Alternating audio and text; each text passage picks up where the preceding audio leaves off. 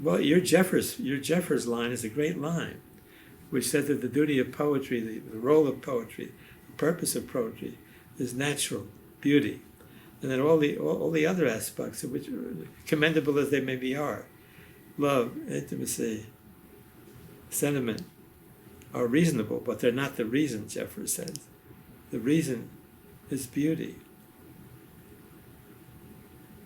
I remember an editorial in a New York newspaper when I was in college, and it said prosecutors will never choose artists and writers for juries because they're on the side of life. They're not on the side of death.